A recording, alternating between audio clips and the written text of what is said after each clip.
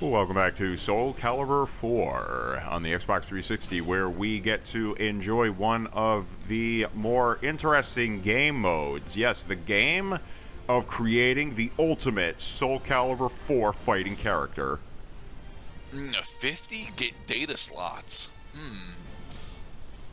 So if you want to have lots of different characters and tools in your toolbox, you want to go to Character Select and set up a roster slot for each and every character for each and every type of situation. You want a character who's fast and deals lots of damage but doesn't have a lot of health, you can have that guy ready.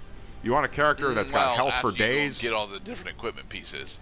Actually, the color wheel in this looks very limited at the moment. It is very limited because the Astaroth that I'm working on is not actually a customizable character. I'm actually looking at just base Astaroth and then giving him skills.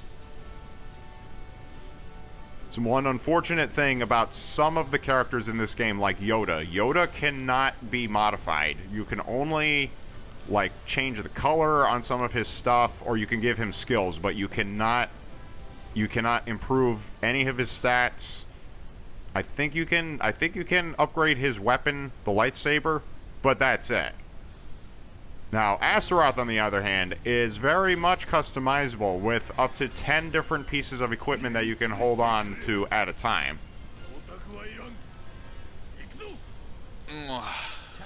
Oh, Mitsurugi Shade. Okay. So, we are testing out specifically the skill that we gave him, that we gave this Astaroth, right? So, yeah, so that golden glow that you saw in Astaroth very briefly, that's Start Dash. For the first 20 seconds of the match, your character will have improved stats. Okay. And then after that 20 seconds expires, then their stats go back down to normal. And you can observe how your skills and stats affect your performance, both by the amount of regular damage that you inflict and the amount of critical hit damage that you inflict based on the numbers you see when our attacks strike.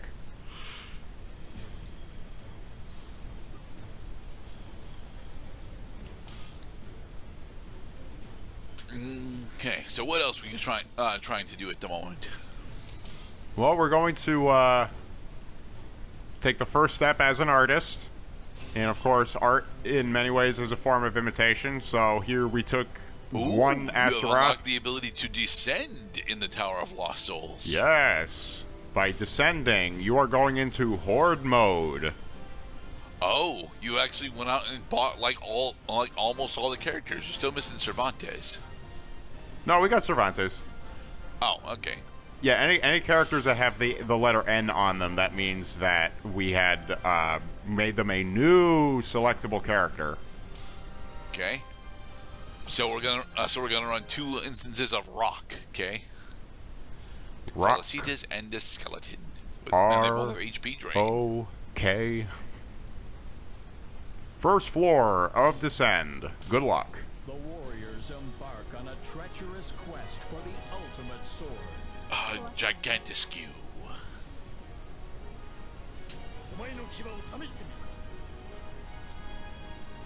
Stage start.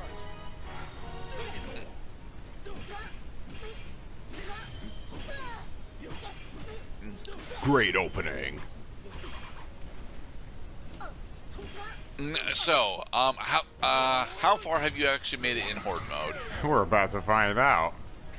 Horde mode is, by its nature, endless. The idea is there is no bottom to descend. You just descend as far as possible. Ring out. Don't tell me you've only made it down to floor 1, Mr. Cloud. I did not make it down to just floor 1, but this feels like a very familiar Rocket Rabbit type predicament that we've observed before. Is, oh no, I was on a 2-person team, and one of the team members like immediately got eliminated. You would think that you're boned at this point, right? Well, not necessarily. As long as you have at least one character, and as long as that one character has at least 1 HP, you can still play. Destiny.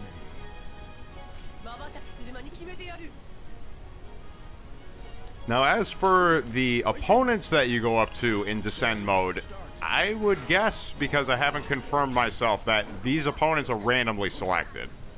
They're supposed to be randomly selected. With maybe like an AI difficulty slider that is gradually increasing as you descend to the lower floors.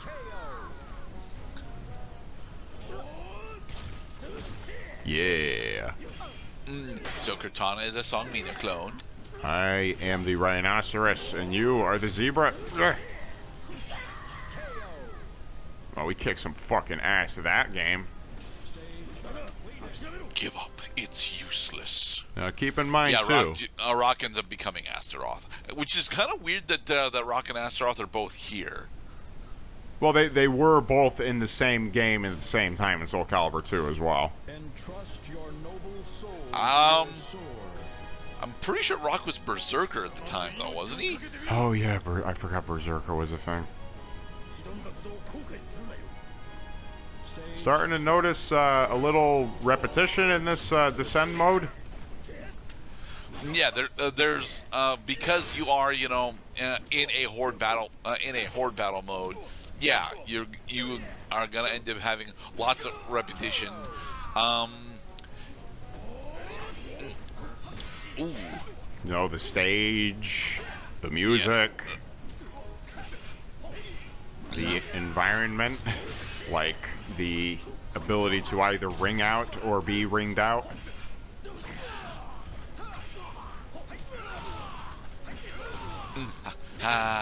Khaled's being a Mitsurugi, and he's using some of my more favorite moves for him. They can cheese me out too. Oh, come on! The forward thrust into overhead slash is not actually a cheese move. Stomp 'em it's in very the fast and it's relatively long reach, but it's not cheese. It's pretty. I mean, there comes, you either get cheesed or you cheese yourself. So at this point, I was content to say, well, I made it this far. You are supposed to have another person in your roster. That's how you enjoy the benefit of putting characters in reserve, because characters in reserve slowly regenerate their health. That's part of the point, Right. is as long as you don't freaking suck at the onset, or you don't lose your backup character, that you can make it pretty far instead of being perfectly defeated. Or you can just get stabbed by Sophitia. Just remember, just like in Call of Duty Zombies, the idea is, okay, there are some game modes in Zombies, for example, where you can actually win. But there's no need to feel like you missed out on something in Horde mode. It's just do the best you can and get the gold when you cash out. You also got a decent chunk. Of gold. So. Yeah, I think you get like 1,100 for every floor that you clear. Uber Airhead, innocent light knows no fear. Now, who is our maximum Okay, so who's ownage? That's the created character slot. Okay. Yes, sir. Well, Astaroth has gotten a little wardrobe change since the last time we saw him. And I only didn't show the character creation for these characters because it was a time-consuming process. You could see the end results here just fine. Okay. So we are supposed to be throwing Uval. We're supposed to be throwing Uval out of the ring. Okay.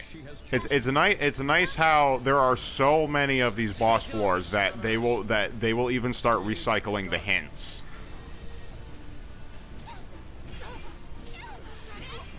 Past Now, Cloud, we want to be throwing them into the ring. We don't want to loop low sweeps at them.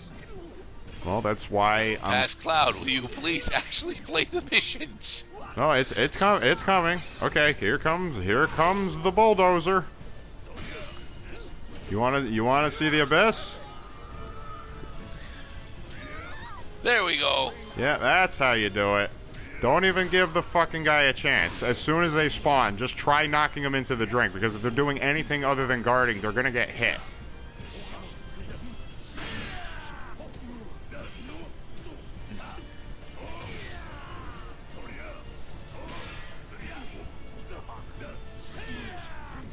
How do you like my pants now? But oddly enough, you didn't actually score an item for that. Huh.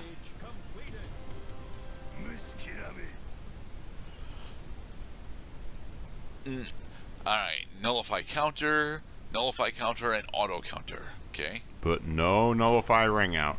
The purple icon that you see indicates that it's a special type of skill, and you can only get special skills by getting special points on your character.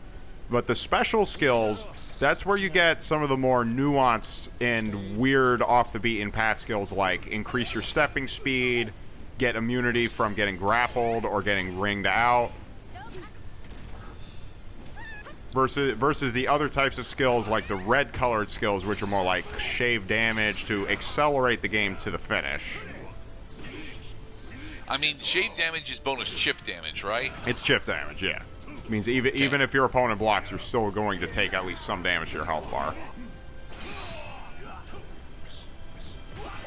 I just kind of wish I figured out earlier on that if I wanted to have a good time as Maxi, that you might want to choose something other than just modifying the stock character. I gave him a cool weapon. That the weapon that Maxi's using right now is not his stock nunchucks. Right. It looks like it actually has a poison trigger on it. Unless he has no, that's Maxi's skill. He's got Venom Fang on. Okay. Another special skill, by the way, that as long as you connect a strike with your opponent, that your opponent will start to take damage over time.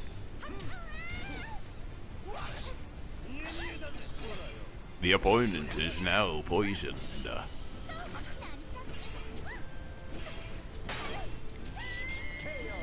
Maxi up to level 5.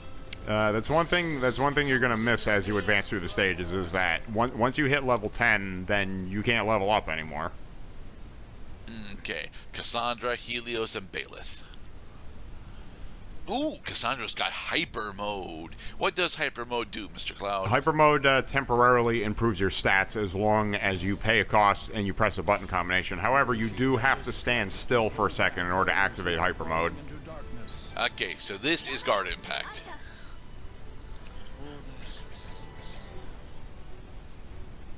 Stage start. Let's see the. And I take it, Past Cloud is not going to perform a guard impact on Cassandra. Yeah, I very rarely get guard impact. Usually by accident, by the way. Because I'm not one to just, strategically press the guard button saying, oh, I think he's about to attack me at this exact frame. Saying, no, I'm like leaning on the guard button and just pressing it over and over again like it's a fucking Mario Party game until I block an attack. Nice, nice. Okay, back up. Give him room to spawn, and then try doing a ring out. Fuck yeah. Well, you ringed out Cassandra, so that's what you're supposed to do, is take advantage. Yoshimitsu. Fuck them all, I say. Take a bath. Alright. In the next episode, we will continue on with Tower of Lost Souls. That's a big hammer you got there. Be safe, everybody. Time to nail up some more wins next time.